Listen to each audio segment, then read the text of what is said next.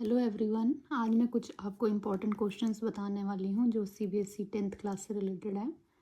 Question number 1, if x equal to A B cube and y equal to A cube B where a and b are prime numbers. आपको पता होगा prime numbers वो number होते हैं जिनके factors नहीं हो पाते हैं।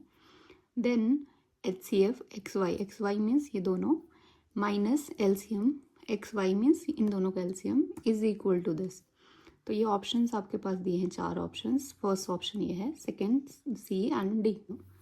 तो सबसे पहले हम HCF इन दोनों वैल्यूज़ का एक्स वाई मीन्स जो आपको दिए हुए हैं जिनका, सबसे पहले हमें HCF निकालना पड़ेगा। तो x इक्वल टू हमारे पास दिया है ए बी क्यूब, ए इनके फैक्टर्स हम करेंगे तो ए क्रॉस बी क्यूब मीन्स 3 बार हमें बी के फैक्टर करने हैं।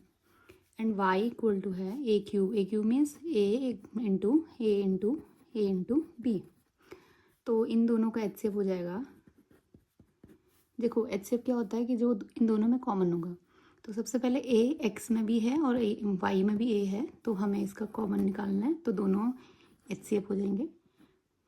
क्रॉस मतलब मल्टीप्लाई बी, देखो बी यहाँ पे है एंड बी, ये देखो बी, तो क्रॉस बी। अब देखिए बी यहाँ पे है और मल्टीप्लाई बाय बी, यहाँ बी नहीं है तो हमारे पास HCF जो कॉमन है वो केवल a इंटू बी है। तो हमारा HCF हो जाएगा a cross B, a multiply B. तो हम इसको लिख सकते हैं AB। देखो HCF का मतलब होता है हाईएस्ट कॉमन फैक्टर, मीन्स जो दोनों में ही कॉमन होती है वो वैल्यू HCF होती है। LCM means least common method. LCM मतलब कि आपको जो कॉमन होगा वो भी आएगा और जो इसमें यहाँ पे कॉमन नहीं होगा वो भी आएगा। तो जैसे कि LCM ये कॉमन है, ये हम एक ही बार लिखेंगे। B हमारे पास कॉमन है, वो भी हम एक ही बार लिखेंगे। एंड देखो B यहाँ पे है, यहाँ नहीं है, तो हमें इस B को भी लेना पड़ेगा LCM में।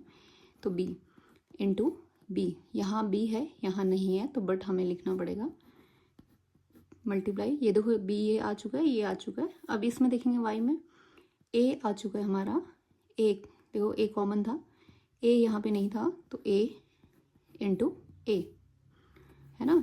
तो हमारा LCM हो जाएगा A, क्या हो जाएगा A कितनी बार, ये 1 2 3, तो A cube into B cube. हमें निकालना है HCF माइनस LCM। देखो HCF हमारा AB, LCM हमारा A क्यूब B क्यूब। तो HCF minus LCM equal to हमें वैल्यू लिखनी है AB minus A cube B cube. देखो अब हमें इसमें से कॉमन, क्योंकि यहाँ पे देखो अगर ये ऑप्शन होता तो हम टिक मारते, ये करेक्ट आंसर होता, बट ये ऑप्शन में नहीं है, इसका फैक्टर हमें करने पड़ेंगे। तो यहाँ पे देखिए ए है तो इसमें कॉमन क्या आ जाएगा, ए की बारी है, यहाँ भी ए, तो ए कॉमन आ जाएगा।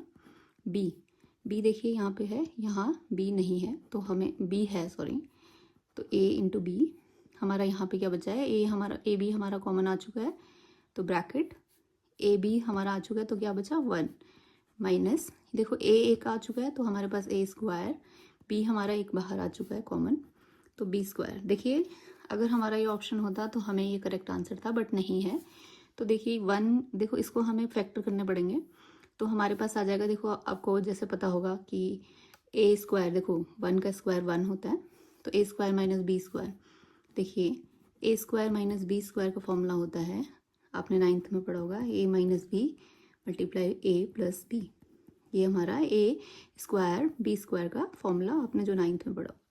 तो यहाँ पे भी हम ए बी ब्रैकेट ए, ये हो गया ए स्क्वायर बी स्क्वायर, तो A B 1 minus A B and 1 plus A B.